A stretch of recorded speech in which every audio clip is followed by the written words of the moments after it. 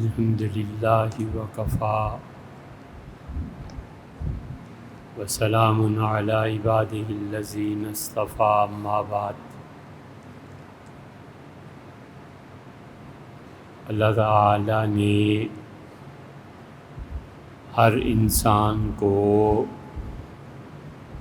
یہ دعوت دی ہے کہ وہ اللہ کے اس دین کو قبول کرے جو در حقیقت حضرت آدم علیہ السلام کا دین تھا۔ وہی اللہ کا دین، وہی اللہ کا اپنا عقیدہ، وہی اللہ کے فرشتوں کا عقیدہ، اور وہی تمام انبیاء علیہ السلام کا عقیدہ تھا۔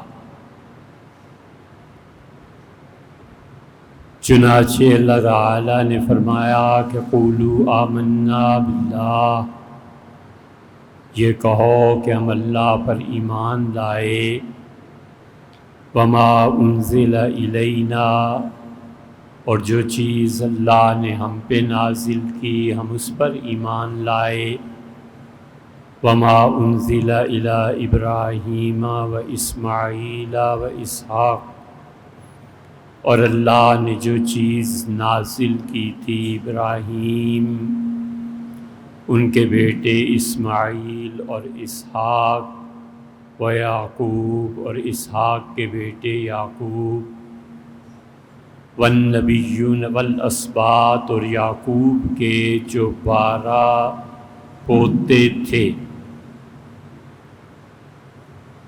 وما اوتی عیسیٰ و موسیٰ و عیسیٰ، اور جو کچھ اللہ نے موسیٰ اور عیسیٰ علیہ السلام کو دیا تھا ہم ان سب چیزوں پر ایمان لائے، لا نفرق بین احد منہم، اور ہمارا اور پچھلے انبیاء علیہ السلام کا عقیدے میں کوئی اختلاف نہیں ہے، وَنَحْنُ لَهُ مُسْلِمُونَ، اور ہم یقیناً اللہ کے فرما بردار یعنی مسلمان ہیں۔ وہ بھی مسلمان تھے، ہم بھی مسلمان ہیں، اس کو کہتے ہیں فقہ اکبر۔ فقہ اکبر کا مطلب فقہا کے ہاں یہ ہوتا ہے کہ کوئی آدمی اس عقیدے کا اقرار کرے جو عقیدہ ہمیشہ سے جاری رہا ہے، اور وہ عقیدہ کبھی تبدیل نہیں ہوتا۔ یہ نہیں ہو سکتا کہ ایک نبی خدا کی توحید کی دعوت دے اور دوسرا کہے کہ خدا ایک نہیں ہے، ایک کہے کہ تقدیر ضروری ہے اور دوسرا کہے نہیں ہے۔ اللہ نے کہا انبیاء علیہ السلام اور جن کے نام لیے علیہ السلام، اللہ نے سب کے متعلق کہا کہ ان سب کا دین ایک۔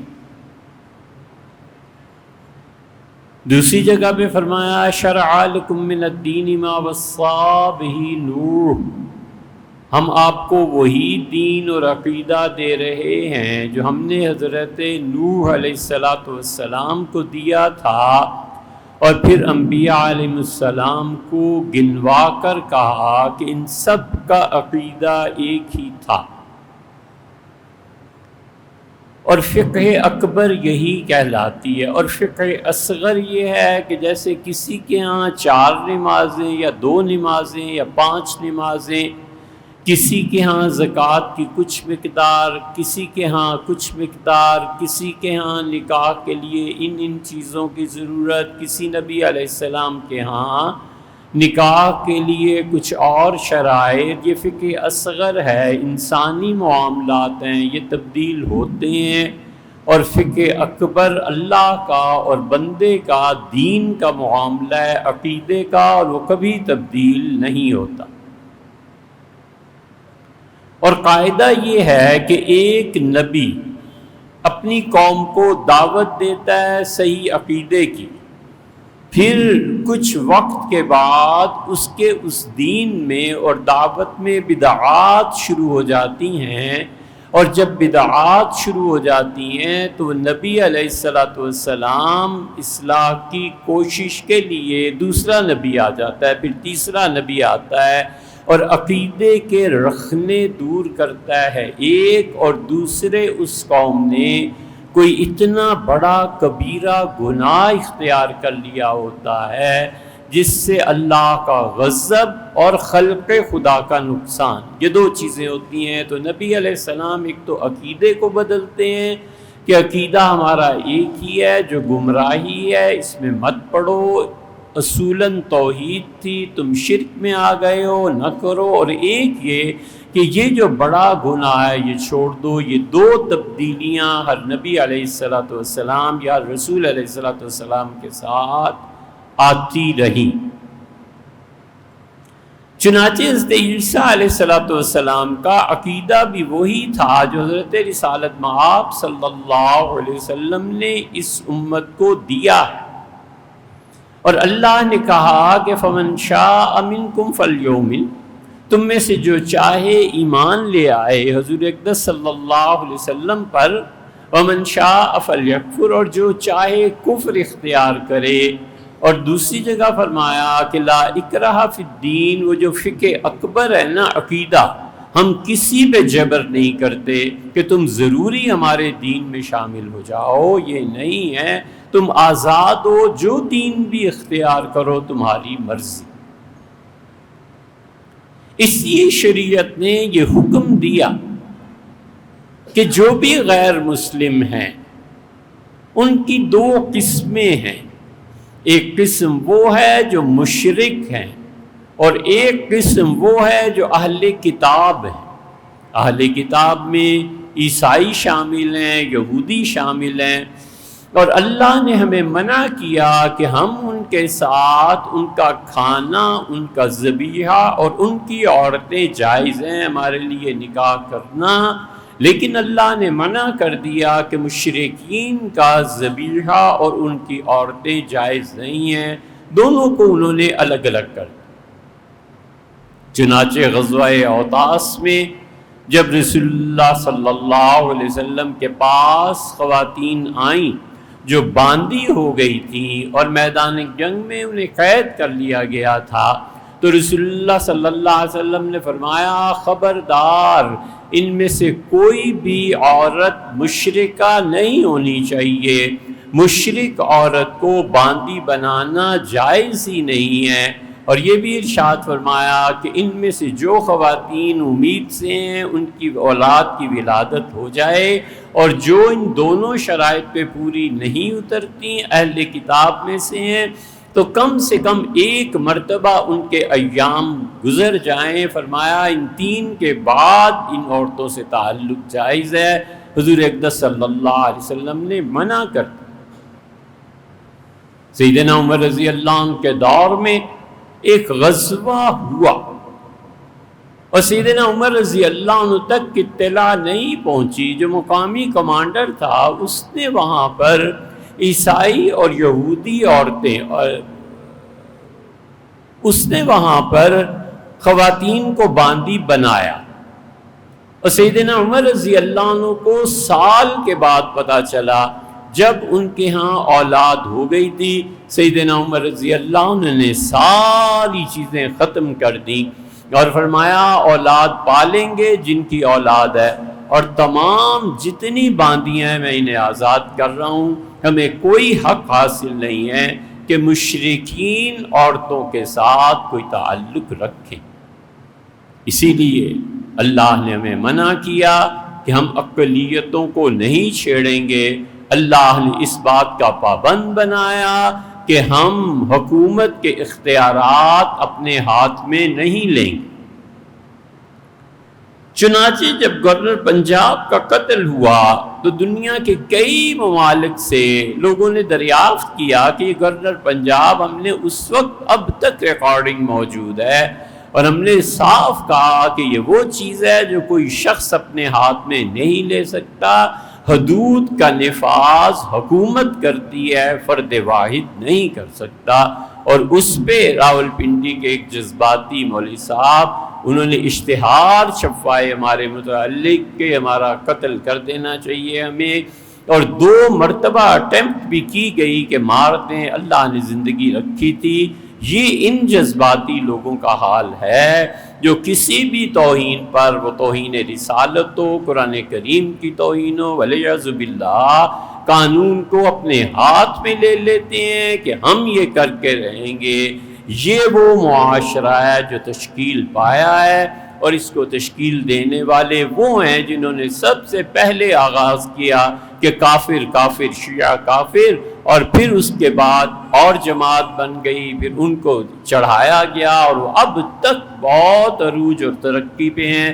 من سب نبیا فاقتلوہ، جو حضور صلی اللہ علیہ وسلم کو گالی دے اسے قتل کر دو، یہ کس حدیث میں آیا ہے یار؟ کہاں آیا؟ قانون بنانا ہے۔ ایک چھوٹی سی ضعیف روایت جو کئی 100 سال بعد آئی، اسے اپنے بچوں کو سکھانا کہ تم قانون ہاتھ میں لے لو اور لوگوں کا قتل عام کرو، یہ اللہ کا دین نہیں ہے، یہ جذباتیت کا دین ہے۔ اور یہ ضروری ہے کہ حکومت وقت ان لوگوں کو بھی پوچھے جنہوں نے اپنے مساجد کی سپیکر پہ اعلان کروائے اور لوگوں کو اشتعال دلوایا۔ ایسے جاہل ان پڑھ مولوی جو کچھ نہیں جانتے سوائے اس کے کہ مارو اور لڑو اور مارو، انہیں یہ تحریک وہ دیتے ہیں کہ شہید ہو جاؤ، یہ اللہ کی راہ ہے۔ خدا معلوم زندگی کا سبق کیوں بھول گیا ہے، کیوں کسی کو نہیں کہتے کہ بیٹے اللہ سے دعا کرو جو رسول اللہ صلی اللہ علیہ وسلم نے فرمایا۔ آپ نے کہا بڑا ہی مبارک ہے، طوبیٰ لہو، مبارکباد پیش کرو اس انسان کو، لمن طال عمرہ، جس کی عمر اللہ لمبی دے دے، وحسن عملہ، اور وہ اچھے اعمال دنیا میں کرے۔ یہ شہادت کے جام اور شہادت کی باتیں کر کر کے بھگتو اس نتیجے کو جہاں تک پہنچے، اور پھر اس سے بھی بدتر کا منتظر رہنا چاہیے۔ جبکہ ہمارے یہاں جو سنجیدہ لوگ تھے انہوں نے مثالیں رکھی۔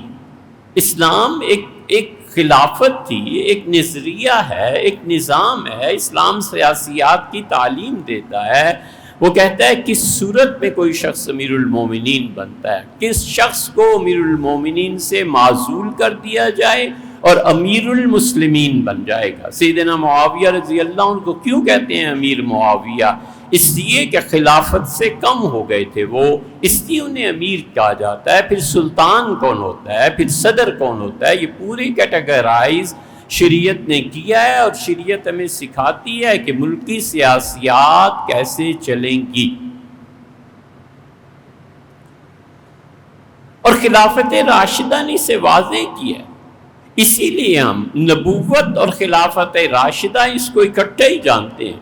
حضرت رسالت پناہ صلی اللہ علیہ وسلم پہ جو کچھ نازل ہوا، خلفائے راشدین نے اسے نافذ کر کے دکھا دیا کہ عملاً یہ دین ہے۔ اسی لیے اللہ نے کہا، اللہ تمہیں منع نہیں کرتا، ان تبروہم، تم ان لوگوں کے ساتھ نیکی کرو جو عیسائی اور یہودی ہیں، جب تک کہ وہ نیکی اور اچھائی کے کام کرتے رہیں۔ منع کیا عیسائیوں کے قتل سے، اور یہ وہ چیزیں ہیں جو گورنمنٹ طے کرتی ہے۔ حدود کا اختیار فرد واحد کو نہیں دیا جا سکتا، بس آسان سی بات یہ۔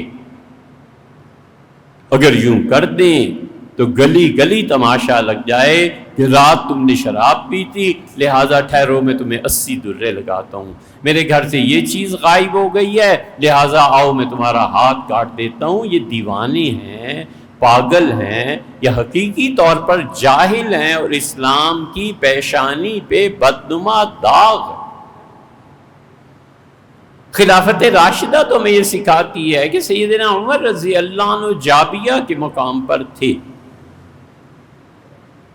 اور لوگ آئے اور عیسائیوں نے آ کے کہا آپ کی فوج نے ہمارا باغ لوٹ لیا ہے، انگوروں کی بیلیں انہوں نے اتار دی ہیں۔ سیدنا عمر رضی اللہ عنہ پلٹے اور اس قدر شدید غصے میں تھے کہ ضرور ان مسلمانوں کی، جن میں بڑے بڑے لوگ شامل تھے، سزا دیتے، اور انہیں ایک ایسے آدمی نظر آ گئے جن پہ وہ اعتماد کرتے تھے، تو فرمایا اچھا تم بھی، شیکسپیئر کے الفاظ میں یو ٹو، اچھا تم بھی۔ ان کا امیر المومنین بھوک کے مارے مر رہے تھے، ہم اتنی شدید بھوک تھی کہ چلا نہیں جا رہا تھا، شکر کیا کوئی انگور مل گئے، کھا لیے۔ آپ نے فرمایا ان عیسائیوں سے پوچھو کتنا نقصان ہوا ہے، اور حکومت وہ نقصان پورا کرے گی، اور انہوں نے پیسے دی، نہ کسی کا ہاتھ کٹوایا۔ یہ بھی ایک شوق ہی چڑھی ہوئی ہے نا، خلافت خلافت خلافت۔ تم صحیح حکومت کے اہل نہیں ہو، تم اسلامی مملکت میں ایک اچھا شہری بننے کے قابل نہیں ہو، تمہارے جذبات جہنمیوں کی طرح بھڑکتے ہیں، اور تم کہتے ہو خلافت۔ سبحان اللہ، تم نے خلافت دیکھی نہیں اور پڑھی نہیں کہ خلافت کیا ہوتی ہے۔ عیسائیوں نے حضرت عمر رضی اللہ عنہ کو ڈر تھا کہ یہ ہمارے خلاف کوئی قدم اٹھائیں گے اور مملکت پہ حملہ ہو جائے۔ آپ نے یمن والوں کو لکھا کہ نجران کے جتنے عیسائی ہیں میں انہیں اس جگہ سے ہٹا رہا ہوں، اور میں انہیں حکم دے رہا ہوں کہ وہ عراق میں جو علاقہ نجران ہے یا شام میں ہے، ان دو جگہوں پہ کسی جگہ بھی چلے جائیں، اور انہیں ہماری طرف سے اس دیش، اس شہر سے نکالا جا رہا۔ اور پھر سارے لوگوں کو خط لکھوائے اور فرمایا انہیں لکھنا کہ یہ عیسائی تمہارے علاقوں سے گزریں گے، جس زمین پر وہ قبضہ کرنا چاہیں، سرکاری زمین پر جتنی انہوں نے چھوڑی ہے اتنی انہیں زمین دے دی جائے، کوئی عیسائی اس سے محروم نہ رکھا جائے، اور کسی کے انتخاب پہ اعتراض نہیں ہو۔ اتنی بڑی چھوٹ دی، اور فرمایا جس علاقے سے گزریں ان کے کھانے پینے کا اور ان کی آسانیوں کا خیال رکھنا، اور 2 سال کے لیے میں انہیں سارے ٹیکس معاف کر رہا ہوں، حکومت ان سے ایک پیسہ نہیں لے گی، جو یہ لے جانا چاہیں وہاں سے لے جائیں، زمین ہماری خالی کر دیں، مجھے خیال ہے کہ اس زمین کو، ہماری فوج کو اس زمین کی ضرورت ہے۔ 2 سال کوئی ٹیکس نہیں لیا گیا۔ جس عیسائی نے عراق اور شام میں جو پروانہ دکھا دیا کہ اتنی زمین میری وہاں تھی، کہا آپ پسند کیجئے لے لیجئے زمین، آپ کسی نے کسی کو نہیں چھیڑا۔ عمیر ابن سعید رضی اللہ عنہ حاضر، انہوں نے کہا امیر المومنین ہم ایسی جگہ پہ پہنچ گئے ہیں جہاں عیسائی ہیں بستے عرب السوس، اور ہمارے اور عیسائیوں کی فوج کے درمیان یہ علاقہ ہے، اس شہر کے جتنے عیسائی ہیں یہ ہماری خبریں ان تک پہنچاتے ہیں، اور جب ہم اپنے جاسوس ان میں چھوڑتے ہیں کہ خبر لاؤ ان کا عیسائیوں کے ساتھ کیا تعلق ہے، کوئی سازش تو نہیں ہو رہی، یہ کچھ نہیں بتاتے۔ وہ آئے مدینہ منورہ اور کہا سرحد بہت کمزور ہے وہاں سے، اگر عیسائیوں نے حملہ کر دیا تو حضرت دفاع بہت مشکل ہو جائے گا۔ سیدنا عمر رضی اللہ عنہ نے تحریر لکھ کے دی اور فرمایا کہ وہاں کے عرب السوس کے عیسائیوں کے نام میں یہ خط لکھوا رہا ہوں کہ میں تمہیں 1 سال کی مہلت دے رہا ہوں، اور 1 سال میں تم ہمارے علاقوں میں سرکاری زمینوں میں جہاں چاہو اپنا شہر جا کے بسا لو، اور تمہاری اگر 1 بکری ہے تو ہم 2 بکریاں ادا کریں گے، تمہارا 1 اونٹ ہے یہاں سے جانے میں ظاہر ہے کہ نقل مکانی ہے، ہم تمہیں 2 اونٹ دیں گے، جتنی تمہاری چیزیں یہاں ہیں اتنی دگنی چیزیں جا کر نئی جگہ پہ لے لینا، ہم تمہیں بھیج رہے ہیں یہاں سے اس لیے کہ یہ زمین ہمیں ضرورت ہے۔ اور کہا عمیر 1 سال تک کی مہلت ہے، سال میں یہ عمل قرار پا جائے، عورتیں بچے ان کے مرد چلے جائیں دوسری جگہ پہ، اور تم انہیں 1 کے عوض میں 2 چیزیں ان کے گھر کی، ان کے جان، ان کے مال، ان کے جانوروں کو دے دو، تو بس اس کے بعد اس سارے علاقے کو بالکل ختم کر دینا، برباد کر دینا، تاکہ ہمارے اور ان کے درمیان ایک وسیع فاصلہ حائل ہو جائے اور ادھر کی خبریں ادھر اور ادھر کی خبریں نہ پہنچ سکیں۔ یہ خلافت، یہ چیزیں، اللہ جانے یہ کون سا دین ان لوگوں کو نیا سوچا کہ اس کو قتل کرو، اس کو قتل کرو۔ جو توہین کسی بھی چیز کی ہوئی ہے وہ حکومت کے ذمے ہے، جا کے رپورٹ کرنا ہے، عدالت میں جانا ہے۔ لیکن جب یہ دو چیزیں ہوں گی کہ حکومت ایسی چیزوں پہ توجہ نہیں دے گی اور عدالتیں انصاف سے خالی ہو جائیں گی، اور دوسری چیز اس جذباتیت کو عروج دے کے استعمال کیا جائے گا، تو پھر یہ نتائج نکلیں گے۔ کیا اللہ کا اتنا خوف بھی نہیں رہا کہ میں جو کام کر رہا ہوں اس کا کیا نتیجہ نکلے گا اور اللہ کو کیا جواب دینا ہے؟ لاہور میں ایک ہے، وہ اسلام کا نیا ٹھیکیدار بنا ہے۔ کثرت سے لڑکے ان ویڈیوز کو دیکھتے ہیں، ہمیں بھی فون کرتے ہیں، ہم تو تنگ آ گئے ہیں اس اسلام سے جو وہ پیش کر رہے ہیں۔ لا حول ولا قوت الا باللہ، اللہ کے دین کے پھیلنے میں رکاوٹیں۔ وہ جوان لڑکا ہے، غزوہ ہند ہوگا، ہم جا کر سارے ہندوؤں کو مار دیں گے، اور جو عورتیں ان کی رہ جائیں گی انہیں باندیاں بنا لیں گے، اور جو ان کے بچے ہوں گے ان کو بھی قتل نہیں کرنا، کیونکہ اسلام اجازت نہیں دیتا۔ شاباش، اسلام یہ اجازت دیتا ہے کہ تم ہندوستان پہ حملے کرو، اور اسلام تمہیں یہ اجازت دیتا ہے کہ وہ ہندو اور سکھ خواتین جن کو تم کہہ رہے ہو کہ ہم باندیاں بنا لیں گے، تمہیں اتنی بھی حیا، عقل اور شریعت کا علم نہیں ہے کہ دنیا میں کوئی عورت اس وقت تک باندی نہیں بنائی جا سکتی جب تک کہ اس سے نکاح نہ کر لیا جائے۔ باندی صرف اور صرف اسی صورت پہ بنتی ہے کہ شرعی تقسیم حکومت کر دے، تو حکومت کا کہنا یہ آپ کے لیے ہے، اور یہ کہنا کہ آپ کا نکاح ہے، یہ دونوں باتیں ہمارے نزدیک برابر ہیں۔ کسی بھی عورت کو وہ میدان جنگ میں آئے یا نہ آئے، باندی مسلمان نہیں بنا سکتے جب تک کہ وہ اہل کتاب میں سے نہ ہو۔ یہ ساری ہندو اور سکھ خواتین، استغفر اللہ، کیا یہ اہل کتاب ہیں؟ یہ مشرکہ ہیں، اور مشرک عورت کسی صورت باندی نہیں بنتی۔ اتنا تک تو پتہ نہیں، اور چڑھ گئے ہیں، اور پھر اس کے بعد جو جنسی معاملات میں آج کل ان کی کلپس آ رہے ہیں، حیران ہے کہ یا اللہ، اگر یہ جان بوجھ کے ہے تو یہ کفر نہیں ہے تو اور کیا؟ صرف اہل کتاب، ان کی عورتیں باندیاں بنتی ہیں، اور وہ بھی اس آسانی سے نہیں۔ حکومت وقت جہاد کا اعلان کرے اور اس میں عورتیں آئیں، اور وہ اہل بیت بھی ہوں، اور ان کا شوہر ان کے ساتھ نہ ہو۔ اگر شوہر ساتھ ہے کوئی اس کو باندی بنا ہی نہیں سکتا۔ اگر وہ امید سے ہے تو امید کے دن گزر جائیں اس کے، اور پھر بچے کی ولادت کے بعد دیکھیں گے۔ اور اگر وہ ان دو حالتوں میں نہیں ہے تو اس کے باوجود جہاد شرعی ہونا چاہیے۔ فقہا نے لکھا ہے، 11ویں صدی کے 12ویں صدی کے فقہا نے، کہ امت میں 300 سال سے جہاد ختم ہے، لہٰذا پچھلے 300 سال سے وہ کہتے ہیں کہ کسی کو باندی بنانا یا بدکاری کرنا دونوں ایک ہی چیز۔ ہر فقیر لکھتا ہے۔ اسی لیے شریعت نے جو 15 رشتے حرام کیے، چوتھے پارے کے آخر پہ آتا ہے، اللہ نے کہا حرام ہے تمہاری مائیں تم پہ، تمہاری بہنیں، بیٹیاں، پھپھیاں، خالائیں، اور 2 بہنوں کو سالیاں بیک وقت نکاح میں جمع کرنا، اور بھتیجیاں اور بھانجیاں، اور بھانجیوں کی اولاد اور بھتیجیوں کی اولاد، اور وہ جو تمہارے قبضے میں آئیں لیکن شریعت اجازت نہ دے،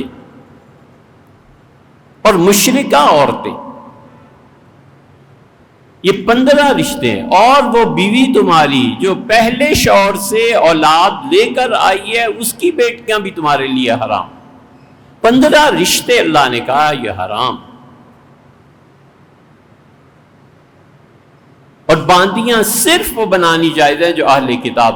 تو تم لڑ لو امریکہ سے، تم لڑ لو اہل کتاب کے جتنے یورپین ممالک ہیں، بھیک مانگنے جاتے ہو اور اگلے بھیک نہ دے تو تم پاؤں پکڑ لیتے ہو. وہ امریکن ایمبیسیڈر نے اسلام آباد میں کہا تھا کہ امریکہ کا ویزا لینے کے لیے کسی حد تک بھی رسوائی تک پہنچ سکتے ہیں، وہ اہل کتاب ہیں، ان کی عورتوں کو تم باندیاں بنا لو اور پھر تم خوشی سے خبریں سناؤ. دماغ نہیں ٹھکانے رہا. کوئی بھی کافر جب اسے سنے گا ہندوستان میں، جو غیر مسلم ہیں سنیں گے تو کیا کہیں گے کہ یار اسلام گئے. ہر وہ خاتون اہل کتاب میں سے جس سے نکاح ہو سکتا ہے، اگر حکومت قرار دے تو وہ باندی بنائی جا سکتی. باندی یہ نہیں ہے کہ میدان جنگ سے پکڑ لائے اور باندی ہوگی. ولیعذ باللہ 300 سال سے نہ شرعی جہاد رہا نہ شرعی باندیاں نے. ان کے مذہب کا اعتبار پوری امت کہتی ہے ضروری ہے، پوری امت. پھر کہو گے اس کے حوالے دیں، جاؤ قرطبی کو پڑھ لو، رول معانی کو پڑھ لو، جساس رازی کو پڑھ لو. ہمارے علم میں صرف ایک شخص ہے جس نے کہا ہے کہ اہل کتاب کی عورتوں سے جنسی، جنہوں نے یہ کہا ہے کہ باندیوں سے جنسی تعلقات جائز ہیں خواہ ان کا مذہب کچھ بھی ہو. اور یہ تفہیم القرآن میں مولانا مودودی صاحب نے کہا ہے. پوری امت اس کی قائل نہیں، پوری امت، چاروں فقہا وہ کہتے ہیں کوئی بھی باندی اسی وقت جائز ہو سکتی ہے جب وہ مسلمان ہو جائے، آپ نکاح کر لیں، وہ اہل کتاب میں سے آپ نکاح کر لیں. شریعت جہاں یہ اجازت دیتی ہے. بس یہ باندیوں کی تعداد اس حد تک، اور لاہور بیٹھے ہیں، ہندوستان پہ حملہ ہوگا، یہ ہوگا وہ ہوگا، اور بھیک بھی مانگنے پہنچو. اس لیے تعلیم چاہیے بھیا، علم چاہیے. اسلام نے ایسی کھلی چھٹی نہیں دے دی کہ لوگوں کے کلیسا توڑے جائیں، تورات کی بے حرمتی کی جائے. ایک مسلمان سپاہی نے مصر میں حضرت عیسیٰ علیہ السلام کا بت نصب تھا. مصر فتح ہو گیا. سیدنا عمر رضی اللہ عنہ کے زمانے میں عمر بن العاص رضی اللہ عنہ تشریف لے گئے.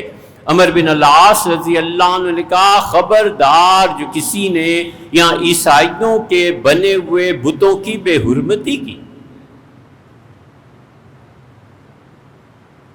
ایک آدمی نے رات کی تاریکی میں سیدنا مسیح علیہ السلام کا جو بت تھا، حضرت مریم کا بت تھا، بہرحال اس کی ناک کاٹ دی.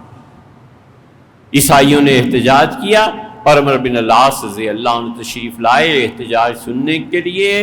اور بعض روایات میں یہاں تک آتا ہے کہ وہ بیٹھ گئے اور انہوں نے پادریوں سے کہا اس کے عوض میں اگر تم خوش ہو میرا ناک کاٹ لو تو میں حاضر. میں نہ اس سے راضی ہوں نہ میں نے کیا ہے، یہ کسی کی حرکت ہوگی. تم لوگ بتاؤ اگر میرا ناک کاٹنا ہے میرا ناک کاٹ. اس حد تک لوگوں نے خیال رکھا ہے. اس لیے جتنے مسلمانوں کے علاقے تھے کسی نے کوئی بت نہیں توڑا. یہ نیا مذہب آیا کہ بامیان میں بت توڑو. ہم اس وقت بھی کہتے تھے، ہم اب بھی کہتے ہیں، اس بامیان کو صحابہ کرام رضی اللہ عنہم نے فتح کیا تھا. ایک صحابی رضی اللہ عنہ آئے، ایک یہ بامیان میں جو بت تم نے توڑے ہیں نا، دعویٰ کرتے ہو حنفی حنفی حنفی، سیدھی طرح کہو کہ تم اہل حدیث ہو، سیدھی طرح کہو کہ تم کچھ نہیں جانتے سوائے اس کے کہ کتاب و سنت کتاب و سنت. صحابی رضی اللہ عنہ آئے، بدھسٹ تھے، انہوں نے جمع کیے. حضرت نے فرمایا کہ دیکھو یہ بت نفع اور نقصان کچھ نہیں کر سکتے، اور اس کی ایک آنکھ نکالی اور فرمایا دیکھا تم نے کتنا بے بس ہے. اس آنکھ کو لگایا اور تشریف لے گئے. بس یہ سارے لوگ جو قرون اولیٰ میں گزرے ہیں، بت ان کے شہروں میں نصب رہے ہیں، حتیٰ کہ مالکی فقہا نے امیر المومنین اور چیف جسٹس قاضی اور سپہ سالار ان کے بت بنوا کر غرناطہ میں جگہ جگہ نصب کروائے تھے، کوئی تو بات تھی نا کہ مسلمان یہ کر رہے تھے۔ شاطبی رحمۃ اللہ علیہ لکھا ہے، کیسے کسی کو اجازت دی؟ حضور صلی اللہ علیہ وسلم نے اہل کتاب پھر عیسائی مشرکوں کے مندر توڑنے کو منع فرمایا تھا، فرمایا بالکل نہیں توڑنا، ان میں کچھ لوگ ہوں گے جو بتوں کی عبادت میں مصروف ہوں گے، انہیں کچھ نہ کہنا اور گزر جانا۔ عیسائیوں کے بڑے حقوق ہیں۔ سیدنا عمر رضی اللہ عنہ نے خط لکھا عیسائیوں کو اور فرمایا کہ میری خلافت میں جو حضور صلی اللہ علیہ وسلم نے تم سے وعدے کیے تھے اور جو ابو بکر رضی اللہ عنہ نے کیے تھے، میں انہی پر قائم ہوں اور میں تمہاری حفاظت کا ذمہ دار ہوں۔ ان خلفائے راشدین میں پتہ چلا کہ ایک مسلمان نے ایک عیسائی کو قتل کر دیا ہے، غالباً سیدنا عمر رضی اللہ عنہ کا دور تھا، فرمایا اس کی بھی گردن اتار دو، اور گردن اتار دی گئی۔ اور کہا تمہیں پتہ نہیں ہے ہم نے ان کی حفاظت کا ذمہ لیے؟ کن جاہلوں میں ہم پھنس کے رہ گئے، انہیں شریعت کا شعور نہیں، زندگی ساری کہیں اور گزاری ہے۔ غطفان کے عیسائیوں نے حملہ کیا تھا، اور حضرت ابو بکر رضی اللہ عنہ کے زمانے میں اسلام کو بھی وقت ہی کتنا گزرا تھا۔ سیدنا ابو بکر رضی اللہ عنہ نے فوج کشی کی اور آ گئے، جب گرفتار ہو کے تو فرمایا دو چیزیں ہیں، یا تو تم میرے ساتھ لڑ لو، میں تمہیں واپس بھیجتا ہوں، اور لڑائی کے بعد تم جانتے ہو کہ تم رسوا بھی ہو جاؤ گے اور تمہاری حالتیں بری ہو جائیں گی، تم ہم پہ غالب نہیں آ سکتے، اور دوسری چیز یہ ہے کہ میں تم سے گھوڑے چھین لوں، ہتھیار تمہارے لے لوں، اور تمہیں کہوں جاؤ اور بھینسیں اور گائے چراؤ اور بیلوں کو چراؤ اور جا کر زراعت کا کام کرو، تاکہ تمہیں اس ذلت کا پتہ چلے کہ جو انسانوں کے پاس ہتھیار نہ ہونے سے ہوتی ہے۔ آپ کے پاس کتنے ہتھیار ہیں؟ یہ سب چیزیں شریعت بتاتی، یہودیوں کو نہیں تنگ کیا جا سکتا۔ سیدنا عمر رضی اللہ عنہ کی یہ ساری چیزیں کتاب الخراج میں ملیں گی، اور کتاب الخراج میں امام ابو یوسف رحمۃ اللہ علیہ نے یہ سب چیزیں رکھی ہیں۔ سیدنا عمر رضی اللہ عنہ نے ایک یہودی کو دیکھا تھا، وہ بھیک مانگ رہا تھا، فرمایا کس لیے؟ اس نے کہا ٹیکس ادا کرنا ہے۔ فرمایا ہرگز نہیں، فرمایا بڑا ظلم ہے کہ خلافت تمہاری جوانی میں تم سے کام لے اور بڑھاپے پہ تمہیں اس لیے چھوڑ دے کہ بھیک مانگو۔ میری مملکت میں کوئی بوڑھا ایسا نہیں ہوگا جس کے لیے سہولتیں نہ دی جائیں یا جس سے ٹیکس معاف نہ کیا جائے۔ اور پھر لوگوں کو بتایا، انہوں نے کہا میں نے رسول اللہ صلی اللہ علیہ وسلم سے سنا ہے، آپ نے فرمایا تھا کہ کسی مملکت میں صرف ایک بھکاری آ گیا، ایک بھیک مانگنے والا آ گیا، اس کے حکمرانوں کو خدا قیامت کے دن سختی میں ڈال دے گا۔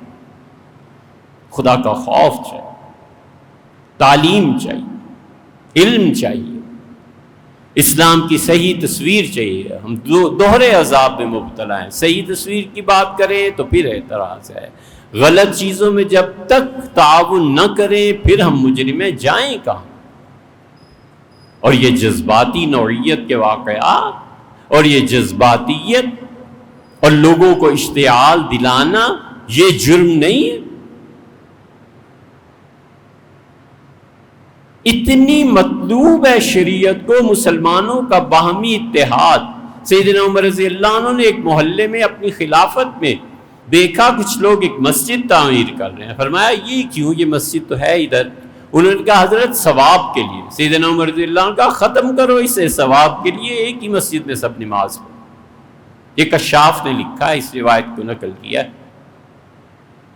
اور جب تک ہم لوگوں کو اشتعال نہ دلا دیں، قتل و غارت گری نہ کریں، بھئی کوئی بھی چیز ہے، کورٹس موجود ہیں، اگر وہاں فیصلہ نہیں ہوتا، عدل نہیں ملتا، تو آپ پورا من جد و جہد کریں کہ ہمارے حکمران بدلے، ڈیسیژن میکرز جو ہیں ان کو کچھ ہوش اور عقل آئے، خدا کا خوف کچھ کریں۔ لیکن یہ راستے نہیں ہیں کہ ہم اپنے ملک میں کبھی بھی اسلام کی آئیڈیل چیز ہے، وہ کہتا ہے کہ ذمہ غیر مسلم ظالم ہو سکتا ہے، مظلوم نہیں ہو سکتا۔